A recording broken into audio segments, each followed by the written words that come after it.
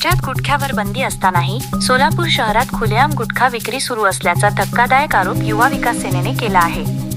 प्रशासनाच्या निष्क्रियतेमुळे गुटखा माफियांचे जाळे दिवसेंदिवस अधिक मजबूत होत असल्याचेही त्यांनी स्पष्ट केले आहे।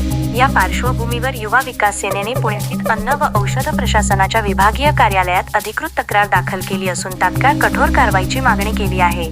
विशेष म्हणजे या आधी 10 मार्च 2026 पासून सलग 7 दिवस सोलापूर जिल्हाधिकारी कार्यालय आणि जिल्हा परिषद येथे आंदोलन करण्यात आले होते।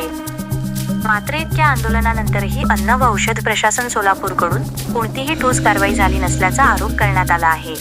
युवा विकास सेनेने प्रशासनाकडे काही ठोस मागण्या देखील केल्या आहेत।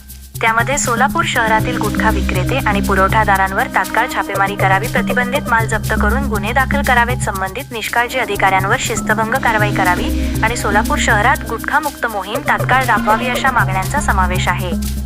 युवा विकास सेनेचे संस्थापक अध्यक्ष सादिक शेख यांनी प्रशासनावर जोरदार टीका करत स्पष्ट इशारा दिला आहे।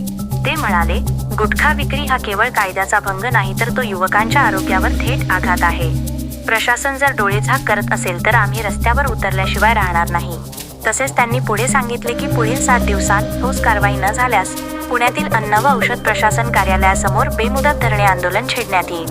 दरम्यान या संपूर्ण प्रकरणामुळे सोलापूर शहरातील कायदा सुव्यवस्था आणि सार्वजनिक आरोग्याचा प्रश्न ऐरणीवर आला असून प्रशासन आता नेमकी काय भूमिका घेते याकडे संपूर्ण शहराचे लक्ष लागले आहे। मी सादिक शेख, संस्थापक अध्यक्ष, युवा विकास सेना सामाजिक संघटना महाराष्ट्र राज्य।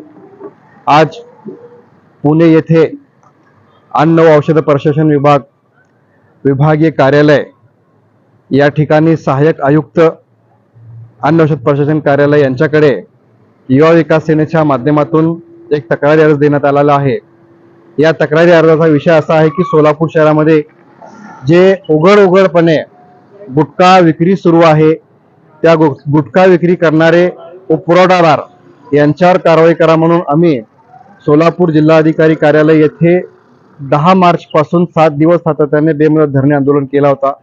परंतु त्या ठिकाणी अन्न औषध प्रशासन विभागाचे कुठल्याही अधिकाऱ्यांनी या विषयावर कारवाई केली नाही म्हणून त्या ठिकाणी आज आम्ही अन्न औषध प्रशासन विभाग पुणे कार्यालय या ठिकाणी अर्ज दिलेला आहे।